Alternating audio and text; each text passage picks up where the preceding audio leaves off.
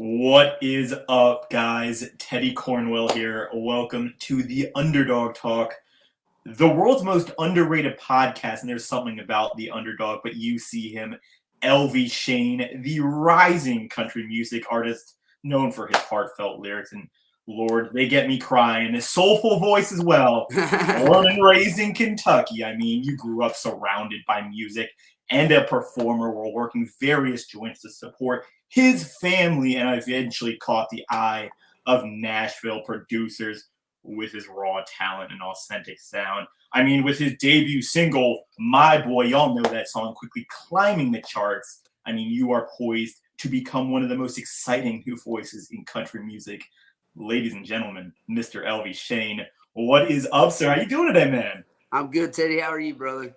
Good. And I forgot to ask, how's the family, man? Man, they're good. We actually are doing some crazy stuff right now. We're moving into a camper. We're moving out of we left Nashville 2 years ago, went back to Eastern Kentucky where my wife is from, and bought this beautiful place. And we was living in 2,000 square feet, had 2 kids and a dog, and we decided that we didn't want that life. It came with a lot of debt and everything, and things are they're so messed up right now. We don't know where things are going, and my wife and I made the decision last year to buy a camper and try to do that kind of life for a little while and just get out of some of this debt. And so far so good, man. It's pretty cool. We got this camper on the lake, and we're staying there indefinitely, and I like it so far. Well, I mean, Elvie, there's one thing I hate in life, and that's moving. And I mean, but I hope your new home brings you and your family plenty of joy. And I want to take it back 2 years. The song "My Boy" comes out before it was even released, on country radio. "My Boy" was growing in social media popularity and became a sensation, in family houses across America. And then I got to add around the world, obviously, and loving stepdads were posting the video of them and their sons and daughters singing your wonderful song. At this point, did you know it would take off the way it would? Man, no.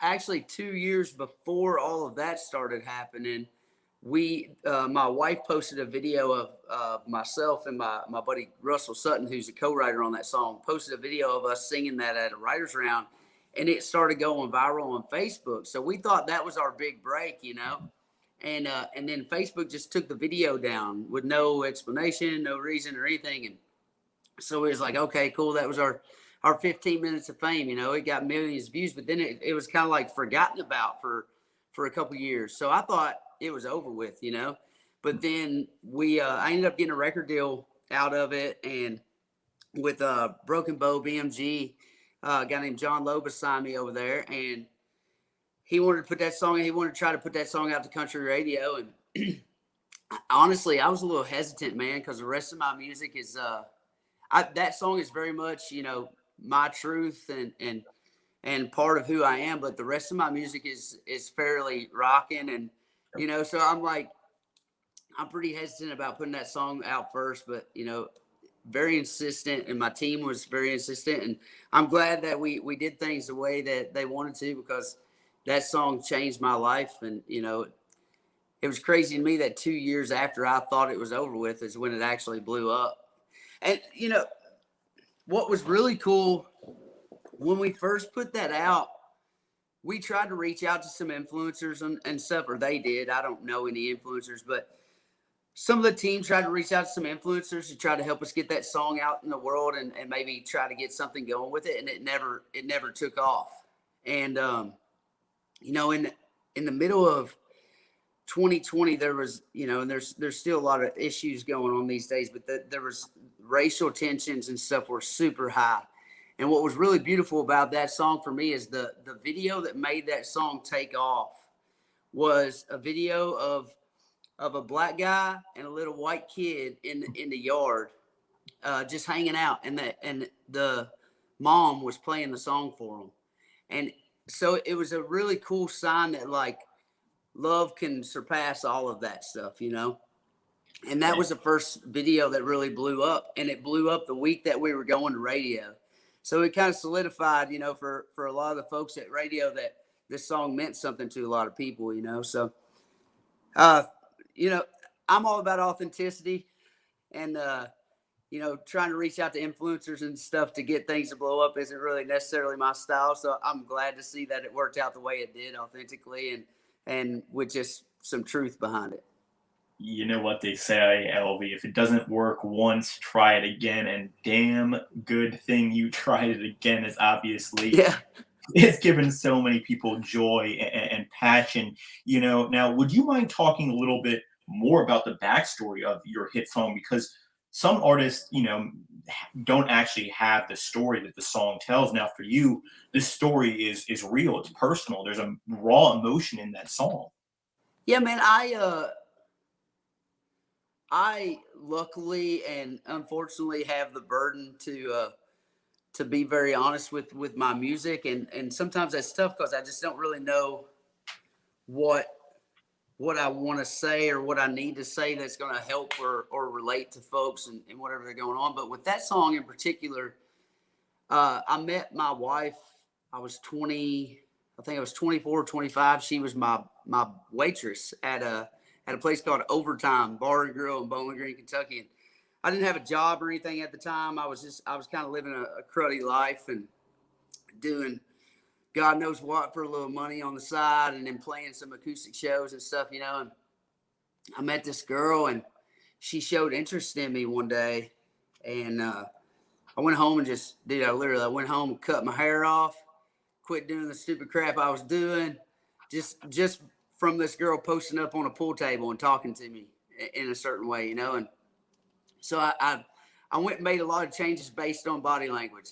But I came back. I got a job where she worked, and we started, talking more. And I found out that she had a little boy that was 5 years old, and I had I needed to make some changes in my life, and that seemed like two good reasons to make some changes.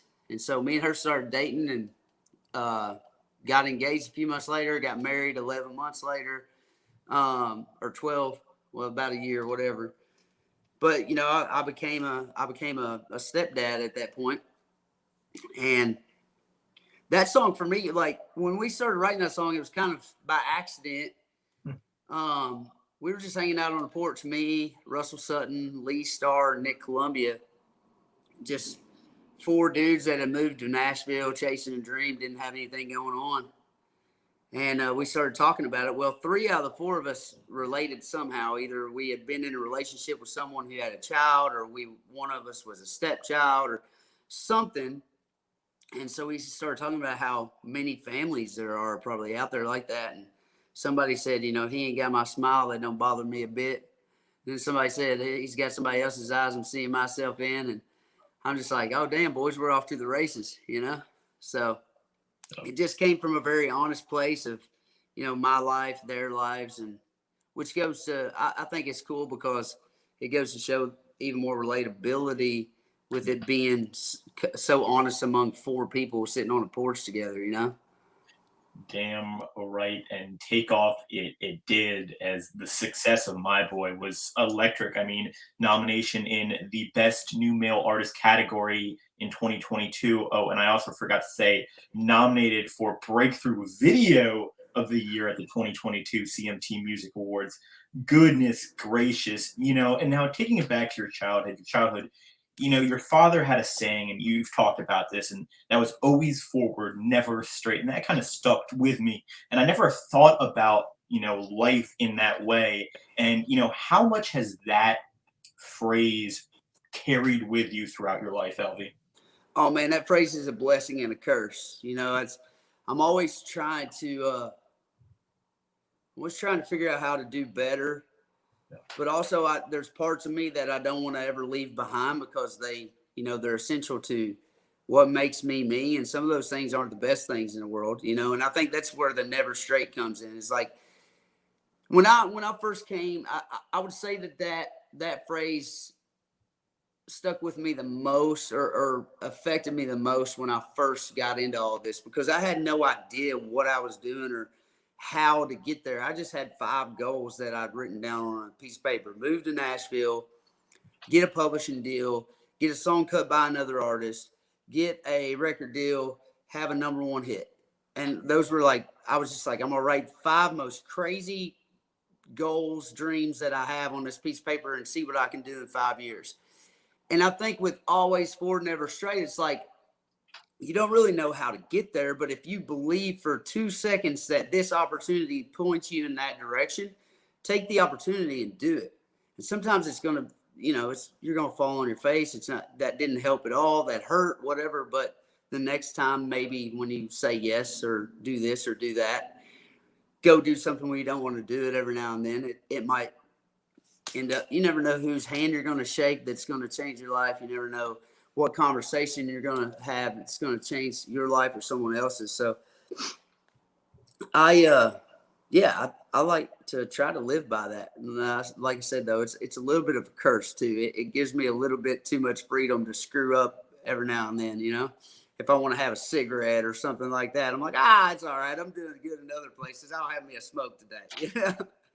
Hey, screwing up a little bit's part of life. Not to encourage that habit, but screwing up's a little, part of life. Now, what is next for you? I mean, are you have any tours coming up? Any collaborations coming up? What is next for Elvie Shane, sir? Man, I Besides decided with moving. this new record, I didn't want to just drop a whole record at once because everybody lives on 30 seconds to 3 minutes at a time these days. So we're putting the music out like once every 8 to 10 weeks right now. We're putting a song out, and then once we put so many songs out, then we'll drop an album. And I'm working on this album called Damascus right now.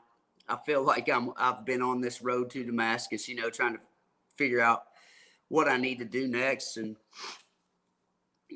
just personally, career wise, everything. So I've been on that road, and also like I wanted to figure out. I never want to put the same record out twice. Like I love Backslider. I still go back and listen to that sometimes, and think that the people that were involved really put a lot of heart into that project with me, and I'm super proud of it. But I also, that record was very much about who I am because of where I came from, and I wanted to try to explore telling the stories of the people that inspire me, the people that I'm around, the blue collar folks that I grew up around and stuff like that. But I also wanted to dig into some heavier topics like addiction and the struggles in communities like the ones I live in, and inner city communities and stuff like that with drugs and poverty and all this stuff. So this whole next project, I'm reaching out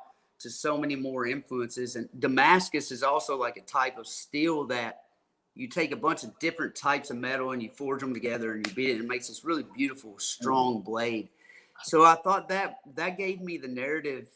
Well, I know it gives me the narrative to kind of do whatever I want with, like, I want to be diverse. I listen to a lot of different kinds of music. So as long as I feel like I'm being honest when I sing it, I don't care what it sounds like. I just need it to move me in some way, right? So we just put Forgotten Man out. Our next song we're going to put out's got a little bit more of a Mac Miller inspiration to it, So now I'm not rapping or anything on it. I would probably sound a little silly rapping, but I'm just inspired by the music and the bass and all of that stuff, and play on words and whatever. But you'll hear stuff that's inspired by the Who, Bruce Springsteen, Mac Miller, Foo Fighters, whatever it may be. I feel like the only way as an artist to really find what you are is to continue to dig deeper into your influences and try to mash them up. Oh yeah, and Logan Mize was on the podcast. Shout out to him, and he said the same thing. And I was really upset because I was like, dude, just drop the whole album. I want to hear it now. But the anticipation for you and him dropping the song slowly, it builds hype for the whole album, the next new song. Now, speaking of your singing style, how would you describe it? I mean, is there even a description for your singing, or is it just straight from the soul? Man, I just, like I said, I just try to. I feel like if when I sing something that moves me, then I'm capable of moving other people. possibly. You know, I grew up singing. You know, my first introduction to singing at all was singing hymns in church with my mom, so singing spiritual music. And I remember like feeling, you know, just feeling the Holy Spirit singing these songs. And I feel like if I can get people to feel the Spirit by being honest, then that's the best way to do it, right? So I just try to make sure when I sing something, I believe it enough that I feel it, and therefore I hope that I can move someone else. You know, none of us are super special. We like to think we are individually. We think we're so special, but I feel like if you know, as an artist or just anyone, if you're just yourself, dude, and just tell your story, then you're going to relate to a lot of folks because there's a lot of folks. We all like to think that we're the only one going through this or going through that, and so with my singing style, I guess I just really try to be who I am, man. You know, put that emotion in. If there's a song we were working on last night that I was on the struggle bus bad when I sang this song, and we do what was called scratch vocals sometimes, where you'll just sing a vocal just to build the track around it, you know.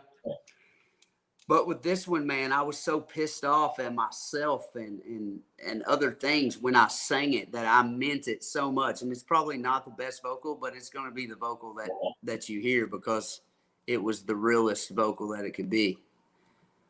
It's that raw stuff. Now, you know, I'm sure everyone's asked you a million times, how has My Boy changed your life with the fame and getting your name out there?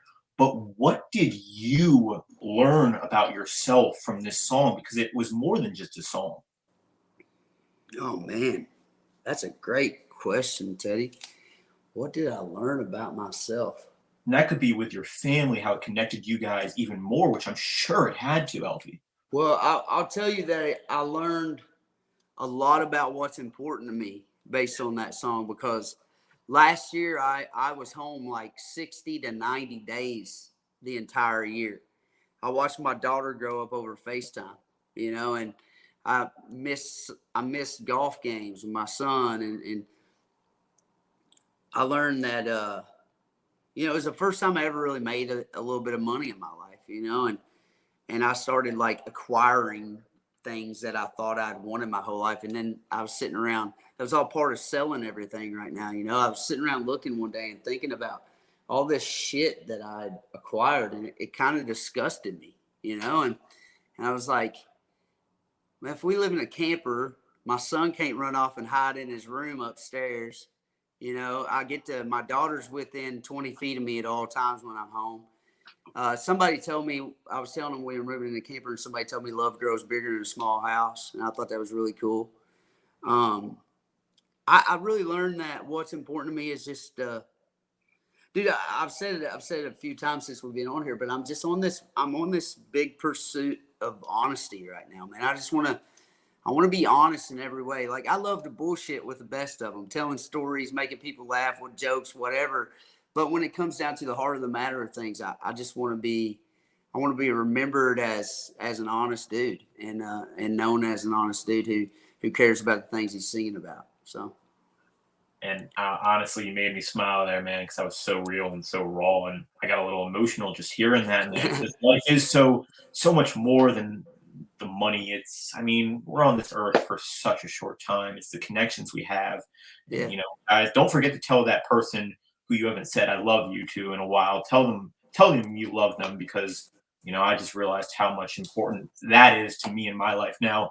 Elvie, you have learned a lot and you've grown through the music. You've gained a huge following. You've become Elvie Shane, who your kids can look up, your family looks up to, and you know what? The whole fucking world looks up to you. So, what is your biggest tip for someone who is looking to become a country singer like you once were way, way back, sir? Oh man. I didn't mean to make you feel old, Elvie. You're not. No, dude. Look at me, bro.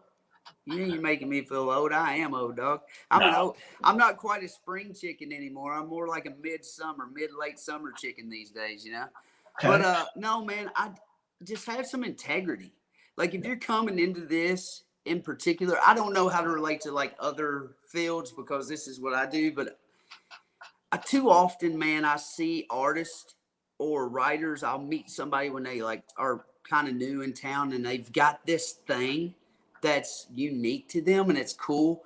And then they end up getting a publishing deal or they end up getting a record deal, and you start seeing this thing dwindle and turn into something that's more monotonous, you know? And I'm like, well, whatever you were doing is what got their attention to get you in this position. So why change it now? Like, just there's so many like there's so many people I've met that I've seen this in, and I've seen it go away. And dude, like it may be the death of me, but it's like that's something that I'm thankful that I have, is just this heavy burden to just continue being like that. And it's it's panned out. There's been a lot of hard moments, and you know, if you try to take the path of integrity, there's going to be hard moments where you got to make hard decisions. There's going to be times where you have to quit working with someone that you've developed a great relationship with because their ideas and your ideas don't point in the direction that leads to what you want out of life. There's going to be times where you have to take, maybe you go from making, you know, this much money to making this much money because you're trying to focus on a longer career than grabbing, you know, quick dollars here and not knowing what's coming down the road. But I think it all just comes down to just holding integrity, man. And I think, like you said, be yourself, because that's what got you there. That's what got you where you are. And if you turn on yourself, then who are you at the end of the day? I mean, ladies and gentlemen, Elvie Shane, it's been such an honor and privilege kicking with you, man. Now, the floor is yours. Where can we find that social media? You know, are you on all platforms, which you obviously are? I don't even know why I asked that question, but the floor is yours, big fella. Dude, I believe everything. I think everything is at Elvie Shane Music. ELVIESHANE. Everybody thinks it's a B. It's a V, like Elvis, but with an E at the end instead of an S. Elvie Shane. So at Elvie Shane Music for all socials. The website is elvieshane.com. You can check out touring on there, merch, all that stuff if you want to come see us. If you want to try to get a hold of me, the best place to do that is Instagram. I tend to check those messages a little more. So I try to check messages and answer people from time to time, and just let people know that I'm not untouchable here, you know. So there's enough untouchable artists out there. I'm just trying to be one of the people. So yeah, check all that out. And then if you see where I'm coming somewhere near you, come check out a show. And I usually try to stay around and shake hands and hug and talk and stuff after the show. So. Well, first person to buy one of the legendary Elvie Shane merchandise. We will also throw in one merchandise as well. So it's buy one, get one on Elvie Shane merchandise. Send me a DM. We will get that out to you. I mean, you got to rock the man with the beard. Come on now. You know that. Come on, baby. And shades, you know that. Come on, man. All of Elvie's links will be in the YouTube bio. Again, Elvie, thank you so much for changing the game in country music, adding your own voice, your own touch, man. You're absolutely killing it, and you are one of the rising stars, and you are here to stay. Guys, don't forget to like, comment, and subscribe on this video. Until next time, guys, Elvie Shane and the Underdog out.